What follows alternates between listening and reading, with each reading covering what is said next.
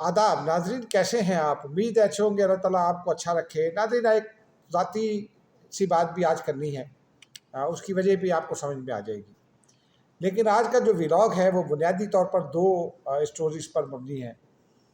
एक जस्टिस तारिक जहांगीरी से मुतालिक है और दूसरी पाकिस्तान और अमेरिका के ताल्लुकात के हवाले से वज़ीर आज़म शहबाज शरीफ की गुज़िश्ता शब पहली मेडन मुलाकात अंग्रेज़ी में कह लें, वो हुई है अमेरिकी सदर डोनाल्ड ट्रंप से, और वो बहुत ही सिग्निफिकेंट रही है। उस मुलाकात में क्या हुआ, क्या क्या रहा, उस पर तो बात करेंगे, लेकिन मुलाकात के तनाजुर में ज़रा हालात का जायज़ा लेंगे पाकिस्तान और अमेरिका के। और पहले उसी पे बात कर लेते हैं कि अमेरिकी सदर ट्रंप के साथ वज़ीर आज़म की मुलाकात की है। मुझे एजाज़ हासिल है कि इस खबर सबसे पहले मैंने दी थी, और बहुत पहले दी थी कि ये मुलाकात होगी, क्योंकि अमेरिकी सदर की भी ये ख्वाहिश थी कि जब शहबाज शरीफ इस्लामाबाद से वाशिंगटन आएँ तो उनसे मुलाकात कर लें, क्योंकि ये ख्वाहिश और ये जो कोशिश थी, ये जब फील्ड मार्शल आसिम मुनीर की मुलाकात हुई थी उनसे, उसके बाद से थी। उसकी वजह भी एक तकनीकी वजह भी थी। फील्ड मार्शल आसिम मुनीर ने अमेरिकी सदर को दौरा पाकिस्तान की दावत दी थी। पाकिस्तानी निज़ाम में तो ये ठीक है, लेकिन अमेरिकी निज़ाम में फील्ड मार्शल के दौरे पर अमेरिकी सदर पाकिस्तान नहीं आ सकते थे। उसके लिए पाकिस्तान के सदर या वज़ीर आज़म का जाना और उनको दावत देना ज़रूरी था, या वो खत जाए बगैर भी दावतनामा भेज सकते थे, वो भी कोई इशू नहीं था। लेकिन कल वो प्राइम मिनिस्टर की मुलाकात जो है उसी तनाजुर में भी हुई। उन्होंने उनको इन्वाइट भी किया पाकिस्तान। अब वो कब आते हैं, कैसे आते हैं, वो तो बात की तफसीलात तय होंगी। लेकिन उससे पहले, उस मुलाकात से पहले कुछ गैर मामूली वाक़यात हुए, और ये गैर मामूली हैं, वाकई गैर मामूली हैं, इसलिए कि पाकिस्तान और अमेरिका के दरमियान इससे पहले इस तरह के वाक़यात शायद ही कभी रूनुमा हुए हों। अयूब खान के साथ शायद हुआ हो, लेकिन बाद मुझे नहीं याद पड़ता कि कोई पाकिस्तानी वज़ीर आज़म एंड्रू एयरबेस पर इस तरह से उतरा हो। वो एंड्रू एयरबेस जो है वो बेसिकली अमेरिकी सदर के इस्तेमाल में होता है। वहाँ उनका जो एयरफोर्स वन तैयारा है, जब अमेरिकी सदर को कहीं विजिट पर जाना होता है तो उस तैयारे में जाते हैं, वो वहीं पर लैंड करता है आकर, और वहीं से फिर उड़ान भरता है। बाकी फिर वो कहीं और पार्क होता है रूटीन के डेज में, या कोई अमरीकी फ़ौज के रहनुमाओं के या उनके ख़ास मेहमानों की आमद होती है, या अमरीकी फ़ौज के तैयारों की आमद होती है, तो ये उसी मकसद के लिए इस्तेमाल होता है। लेकिन जो गैर मुल्की सरबराहान हैं उनके, वो भी वहीं पर इन्वाइट किए जाते हैं, वहीं पर उतरते हैं, इसमें भी कोई शक नहीं है। नॉर्मली सरबराहान जो है वो वाशिंगटन DC के एयरपोर्ट पर आते हैं, और वहीं से फिर वो वाइट हाउस जाते हैं या होटल जाते हैं। तो शहबाज शरीफ के लिए गैर मामूली इंतजाम थे। एक तो कोई मोटर केड का बड़ा काफिला था जिसमें मोटरसाइकिल्स भी शामिल थी, और ये सिक्योरिटी के लोग थे बहुत। एक शबाज इसको कहते हैं ना, वो पूरा था। रेड कारपेट इस्तकबाल हुआ, ये भी गैर मामूली बात थी। और फिर शहबाज शरीफ को एस्कॉर्ट किया गया, पहले उनके होटल तक और फिर होटल से वाइट हाउस तक। ओवल ऑफिस में जब शहबाज शरीफ ओवल ऑफिस पहुँचे तो उससे पहले अमरीकी सदर की जो गुफ्तगू हो रही थी मीडिया से, अमरीकी मीडिया से, उसमें जो उनके रिमार्क्स थे वो भी गैर मामूली थे। उन्होंने कहा पाकिस्तान से दो अजीम लोग आ रहे हैं, दो अजीम लीडर्स आ रहे हैं, फील्ड मार्शल बड़े ज़बरदस्त हैं, शहबाज शरीफ भी ग्रेट लीडर हैं और उनका रोल भी बड़ा है। ये अल्फाज जो हैं ये कुछ और चीज़ों का पता देते हैं। हमारे यहाँ ये एक कबाहत ये है कि हम लोग किसी एक डेवलपमेंट को पूरी तरह से उसका जायज़ा लेने के बजाय उसमें खामियां तलाश करना शुरू कर देते हैं, उसमें मिन मेख निकालना शुरू कर देते हैं, उसमें प्रॉब्लम्स जो शायद आगे चलकर कभी ना भी आएँ वो तलाश करना शुरू कर देते हैं। जब ये सऊदी पाक जैसे मुआहदा हुआ तो उसमें ईरान पाकिस्तान के ख़िलाफ़ हो गया, ये भी गुफ्तगू की गई। फिर ईरानी सदर ने खुद तारीफ़ कर दी और उन्होंने कहा कि ये तो बड़ी खुशाइन बात है। बाय द वे कुवैत भी उस मुआहदे में शामिल हो गया। और कल की जो मुलाकात थी ये कुवैत, माफ़ कीजिएगा, कतर और सऊदी अरेबिया की मुशावरत से हो रही थी। इसकी एक इंटरनेशनल डायरेक्शन भी है, और ये मुलाकात इसलिए भी इम्पॉर्टेंट थी। फिर जब वज़ीर आज़म पहुँचे तो गैर मामूली तौर पर उनके साथ मुआनका किया गया। उनके साथ जो तस्वीर सामने आई हैं वो पूरी कहानी बताती है, बॉडी लैंग्वेज बताती है। डिप्लोमेसी में बॉडी लैंग्वेज बड़ी नोट की जाती है। ڈپلومیسی میں الفاظ کا بڑا چناؤ ہوتا ہے، تو ان کے مطلب کیا ہوتے ہیں، وہ کہنے کا طریقہ کیا ہوتا ہے، ایون کہ کھانا کیا سرو کیا جا رہا ہے، وہ بھی اس کے بھی کچھ خاص جو ہے نا مقاصد ہوتے ہیں۔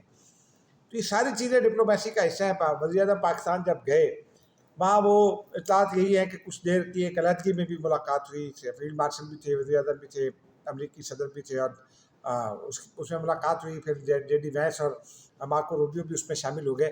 اس سے پہلے ایک اور ڈیولپمنٹ بھی ہوئی۔ امریکی وزیر خارجہ مارکو روبیو اس سے پہلے تل ابیب گئے تھے۔ تل ابیب میں انہوں نے بے شک وہ گئے وہاں، دیوار گریا بھی گئے، لیکن انہوں نے نیتن یاہو کے ساتھ کھڑے ہو کر ایک پریس کانفرنس کی، اور پھر انہوں نے یہ کہا کہ پاکستان تمہیں دیکھ رہا ہے، ایک ولف کی طرح تمہارا انتظار کر رہا ہے، سدھر جاؤ، ٹھیک ہو جاؤ، اس سے پہلے کہ پاکستان کا سب جواب دے جائے۔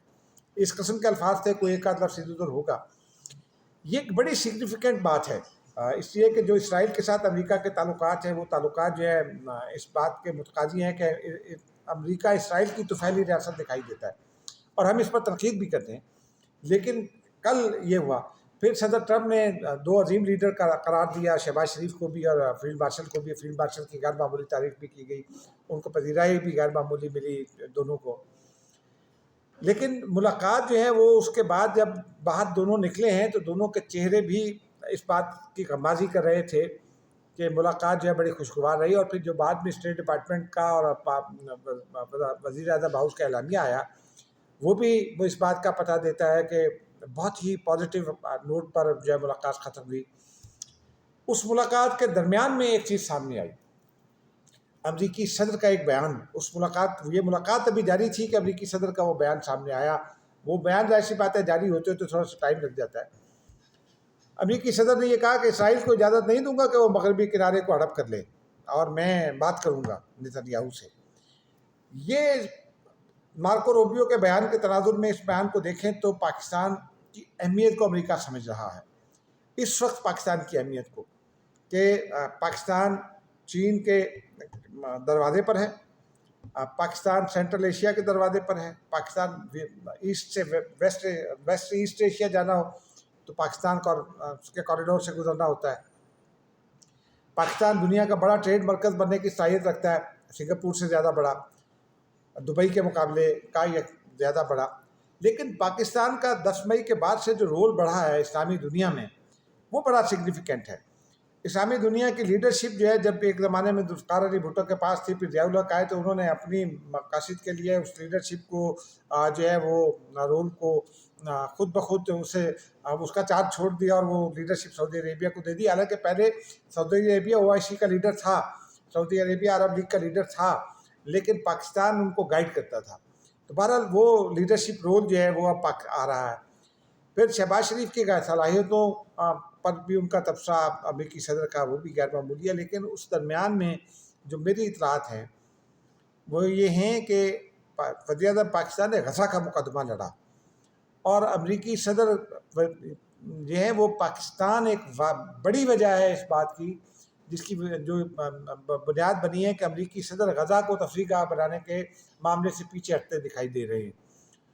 اور اس کے ساتھ ساتھ پاکستان میں جو پوٹینشل ہے اس پر تو بات ہونی ہے، لیکن پاکستان میں سیکیورٹی ایک بڑا چیلنج ہے، پاکستان میں دہشت گردی ایک بڑا چیلنج ہے، افغانستان میں موجود ہیں۔ بگرام ایئر بیس پر کچھ لوگوں کا یہ کہنا ہے کہ ذرا وہ بگرام پاکستان نے دے دیا۔ بگرام پاکستان نہیں دے سکتا، بگرام طالبان ہی دیں گے۔ اس کے لیے طالبان اور امریکہ ہی کے درمیان بات ہونی ہے۔ پاکستان اس کو فیسیلیٹیٹ کر سکتا ہے اپنے ذرائع سے۔ پاکستان کے سورسز تو ہیں طالبان میں، تو پاکستان جو ہے وہ ان سے فیسیلیٹیٹ کر سکتا ہے، لیکن پاکستان اس وقت خود افغانستان کے ہاتھوں تنگ ہے، کیونکہ دہشت گردی ہو رہی ہے، پاکستان پر حملے ہو رہے ہیں۔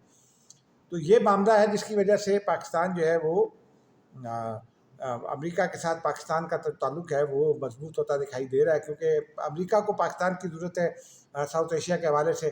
بھارت کے ساتھ تعلقات جو ختم ہو رہے ہیں اس تناظر میں، اور پھر ایران اور امریکہ کے درمیان بھی ایک میڈیشن ہونی ہے۔ پھر پاکستان ایک امپورٹنٹ پلیئر ہے۔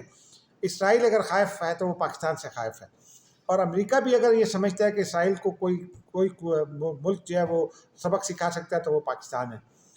گو کہ یہ باتیں ڈپلومیسی میں ایسے کرنی نہیں چاہیے، لیکن بہرحال یہ باتیں اب ہو رہی ہیں. امریکی وزیر خارجہ کا یہ بیان بھی سامنے آ چکا ہے. امریکی صدر نے وزیر اعظم سے ملنے کے دوران میں کچھ اس طرح کی باتیں کی. تو اطلاعات یہی ہیں کہ غزہ کے معاملے پر اب یہ بات چیت آگے بڑھے گی، اور وہ جو آئیڈیا ہے، جو صدر ٹرمپ کا ہی آئیڈیا ہے کہ اسلامی ممالک کی فوج وہاں تعینات ہو جائے اور اسلامی ممالک غزہ کی ری بلڈنگ کریں، اس پر بھی بات سگنیفیکنٹ انداز میں آگے بڑھے گی. پھر بلوچستان میں پاکستان نے، میری اطلاع یہ ہے کہ پاکستان نے یہ مطالبہ رکھا ہے کہ امریکہ نے اب تک یہ جو جسے فتنۃ الہندوستان کا نام دیا گیا ہے، BLA اور BRA BRF وغیرہ، ان کے بارے میں جو بلوچ علیحدگی پسند دہشت گرد ہیں، ان میں سے BLA کو دہشت گرد تنظیم لسٹ کیا تھا امریکہ نے اپنے قوانین کے مطابق. تو پاکستان نے امریکہ سے مطالبہ کیا کہ ان کو اقوام متحدہ میں بھی لایا جائے، کیونکہ اقوام متحدہ کی لسٹ میں شامل ہوگا تو دنیا بھر میں دہشت گرد تنظیم کے طور پر ٹریٹ ہوگا، اور پھر اس کا سربراہ ہربیار مری جو ہے اس کو لندن اور سوئٹزرلینڈ میں وہ عیاشی حاصل نہیں ہوگی جو اب ہے، اور پھر ان کو ٹریول پر بڑی سینکشنز لگ جائیں گی. تو بہت سارے پاکستان کے لیے اس میں آسانیاں ہو جائیں گی. پھر پاکستان نے انڈیا کے حوالے سے بھی موقف، انڈیا کے خلاف تو نہیں، پاکستان کا اپنا موقف ہے. کشمیر کا معاملہ بھی زیر غور آیا، لیکن انڈیا کا جو کردار ہے پاکستان کے حوالے سے وہ بھی ایک بڑا سگنیفیکنٹ ہے. پاکستان نے جو اپنی پراکسیز کے ذریعے افغانستان سے دہشت گردی کراتا ہے، وہ چیزیں بھی امریکہ کے سامنے رکھ دی ہیں. اور اس لیے اطمینان رکھیے، قیادت پاکستان کی کوئی قیادت، میرا یہ یقین ہے کہ وہ اب پاکستان کے مفادات کو وہ نقصان نہیں پہنچا سکتی جو ہم الزامات عائد کرتے ہیں. بھارت اور وزیر اعظم بڑے اطمینان سے اس ملاقات کے بعد اور بڑے اعتماد سے وائٹ ہاؤس سے نکلے. تو یہ اس بات کا پتہ دیتا ہے کہ پاکستان اور امریکہ میں قربتیں اس لیول پر پہنچ گئی ہیں جو بہت پہلے ہوا کرتی تھیں. یا گرم جوشی کا وہ لیول ہے جب بے نظیر بھٹو اقتدار میں آئی تھی تو انہیں امریکہ نے جو رسپیکٹ دی تھی وہ، یا ایک اعتماد کا تعلق ریگن اور ضیاء الحق کے درمیان تھا جب افغان جہاد ہو رہا تھا. تو بہرحال پاکستان کو تھوڑا کاشیسلی ضرور آگے بڑھنا ہوگا، لیکن پاکستان اور امریکہ، اس میں ایک پہلو اور بھی ہے کہ پاکستان امریکہ کے تناظر میں آج ایوان صدر میں بھی سوال ہوا تو ترجمان ایوان صدر مرتضیٰ سرنگی نے بڑا اچھا جواب دیا کہ چائنا جو ہے وہ ایک دوسرے کلچر کی قوم ہے، وہ ایولیوشن چاہتے ہیں اور وہ اپنے دوستوں کو اپنے باندھ کے نہیں رکھنا چاہتے. چین کو پاکستان امریکہ تعلقات سے کوئی مسئلہ نہیں ہے، اور امریکہ کو پاکستان ایران کے تعلقات سے بھی اب کوئی مسئلہ نہیں ہے، کیونکہ پاکستان نے ایرانی معاملہ حل کرانے میں بھی کردار ادا کیا. تو یہ معاملہ جو ہے نا، یہ اب پاکستان کا رول خطے میں یوں سمجھیے کہ پاکستان چین اور امریکہ کے درمیان پل بھی بنے گا، اور بھارت جو دنیا بڑھ رہی ہے وہ پاکستان اب اس سسٹم میں ان ہو گیا ہے. پاکستان کو اب اس کا معاشی فائدہ بھی ہوگا، اور یہ معاشی فائدہ اگلے دنوں میں ہمیں دیکھنے کو ملے گا. اب آتے ہیں ناظرین ذرا ڈومیسٹک معاملات کی جانب. جسٹس طارق جہانگیری جو ہیں وہ ان کا سندھ ہائی کورٹ نے تفصیلی فیصلہ جاری کر دیا کہ آغا نے. تو ہمیں پتہ چلا کہ جناب وہ تو جسٹس طارق جہانگیری نے درخواست دی اور پھر اس کی پیروی نہیں کی، اور ان کے وکلاء اس کا بائیک آؤٹ کرتے رہے. ہمیں کچھ اور کہانی بتائی جا رہی تھی. تو کیا ہے، جج کو یہ کرنا چاہیے. وہ جج صاحب پیدل پہنچ گئے سپریم کورٹ، لیکن اس کے بعد کیا ہوا، کراچی یونیورسٹی نے ان کی ڈگری منسوخ کر دی. اور کراچی یونیورسٹی نے جب ڈگری منسوخ کی ہے وہ ایسے نہیں کی. جیسے طارق جہانگیری اس کو کہیں بھی چیلنج کر سکتے ہیں، چیلنج کریں اور کر کے دکھائیں، کیونکہ طارق جہانگیری صاحب کو بھی پتہ ہے کہ ڈگری میں کوئی نہ کوئی مسئلہ ہے، اور وہ مسئلہ خود طارق جہانگیری صاحب نے ہی پیدا کیا ہوگا. لیکن اگر طارق صاحب درست ہیں تو پھر اس ڈگری کی منسوخی کو چیلنج کریں اور اس کو بحال کروا کے دکھائیں. اس لیے کہ ڈگری جو ہے وہ بہرحال ایک حساس معاملہ ہے، اور اگر وہ ان کے پاس لاء کی ڈگری ہی نہیں ہے تو وہ جج کیسے رہ سکتے ہیں. تو طارق جہانگیری صاحب کا جوڈیشل کیریئر جو ہے وہ واپس ہی سمجھیں. لیکن چونکہ کانسٹیٹیوشن یہ کہتا ہے کہ اگر کوئی غلطی ہو جائے اور جب اس کو درست کیا جائے تو ماضی کا جو معاملہ ہوتا ہے اس کو تحفظ مل جاتا ہے. تو طارق جہانگیری کا جو ماضی ہے، جو ان کے فیصلے ہیں، ان کو کانسٹیٹیوشن کور مل جائے گا، خود بخود مل جائے گا. تو لیکن دعا ہے کہ عدالتوں میں یہ تباہیاں جو ہے نا پھیلانے والے ہمارے گروز باز آ جائیں، کیونکہ عدالت پر اعتماد جو ہے نا وہ اگر ختم ہو گیا تو یوں سمجھیے کہ اس ملک کو بہت نقصان ہوگا، اور اس کا فائدہ ہمارے دشمنوں کو ہوگا. بہرحال اب آتے ہیں ذرا ذاتی بات کی جانب. ناظرین، کچھ روز سے میری بڑی ٹرولنگ ہو رہی ہے. ہمیں چند روز پہلے پی ٹی آئی نے مارا بھی تھا اور مجھے تو انوائٹ کر کے تشدد کیا، حالانکہ میں وہ صلح کرانے کے لیے موجود تھا. بہرحال میں اپنے بارے میں بتا دوں، مجھے تقریباً 39 سال ہو گئے ہیں. میں ایک حافظ قرآن کا بیٹا ہوں اور اللہ تعالیٰ پر میرا پختہ ایمان ہے. میرا یہ ایمان ہے کہ جو رات زمین کے اوپر گزرنی ہے وہ اندر نہیں گزر سکتی، اور جو مجھے ملے گا اگر میرے ہاتھ میں یہاں لکیروں میں جو ہے وہی مجھے ملے گا.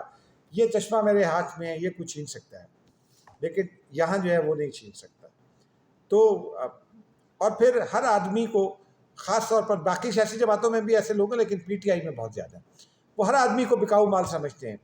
وہ یہ سمجھتے ہیں کہ ڈالر کی خاطر کوئی اصول کی بات کرنا چھوڑ دے گا. میں نے ایمانداری سے اپنا پورا زندگی کا کیریئر گزارا ہے. میرے پاس کوئی کار نہیں ہے، کوئی گاڑی نہیں ہے، کوئی بینک بیلنس نہیں ہے، کوئی پلاٹ نہیں ہے.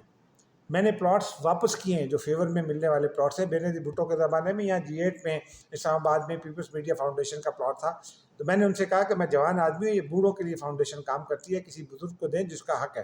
میں اللہ تعالیٰ نے مجھے دینا ہوگا تو اللہ تعالیٰ دے دے گا. میں نے غیر ملکی دورے بھی ٹھکرائے، لیکن افسوس ہوتا ہے کہ جب پی ٹی آئی کے لوگ اخلاقیات سے گر کر تبصرے کرتے ہیں تو افسوس ہوتا ہے اور ان کو کہانی پتہ نہیں ہوتی ہے. فی الحال یہ کہانی دبی رہے تو اچھا ہے. یہ میرے اور بہت سارے ولاگرس دوست ہیں، انہوں نے یہ کہانی بیان کی ہے، میں نے بھی ان کے ساتھ بات کی ہے، وہاں یہ کہانی آپ دیکھ سکتے ہیں. لیکن میرا چونکہ دل میں ایک غبار تھا تو میں نے کہا اس غبار کو نکالا جائے، لوگوں کو بتایا جائے. اللہ کا شکر ہے کہ میں نے کبھی زندگی میں کوئی سودے بازی نہیں کی، کوئی دو نمبری نہیں کی، کسی سے کوئی فیور نہیں لی کسی سے. آج بھی میرا کل اثاثہ جو ہے 2 موٹر سائیکل ہیں میرے نام پر. ایک میری بہن نے مجھے گفٹ کی اور ایک میں نے قسطوں پر لے کر اپنے بیٹے کو دی. باقی تو چند کپڑے، چند جوتیاں ہوں گی، جولری بھی نہیں ہے. اور میں اطمینان سے رات کو سوتا ہوں کہ میں نے کسی کا دل نہیں دکھایا، کوئی 2 نمبری نہیں کی، اللہ تعالیٰ سے کے احکامات کی کوئی روگردانی نہیں کی. میں ٹھیک ہے نمازی آدمی نہیں ہوں لیکن جو انسانی حقوق سے متعلق اللہ تعالیٰ کے احکامات ہیں، کردار سے متعلق احکامات ہیں، میں ان کی بات کر رہا ہوں. تو امید ہے کہ وہ لوگ جو ہماری دل آزاری کرتے ہیں، عزت نفس ہر آدمی کی ہوتی ہے. یہ عمران خان صاحب کو بھی سمجھنا چاہیے اور پی ٹی آئی کے عام ورکر کو بھی سمجھنا چاہیے. اگر کوئی آدمی شرافت میں جواب نہیں دیتا تو اس کا مطلب یہ نہیں ہے کہ وہ آپ سے ڈرتا ہے. عزت کیجیے، عزت کرائیے. خدا حافظ.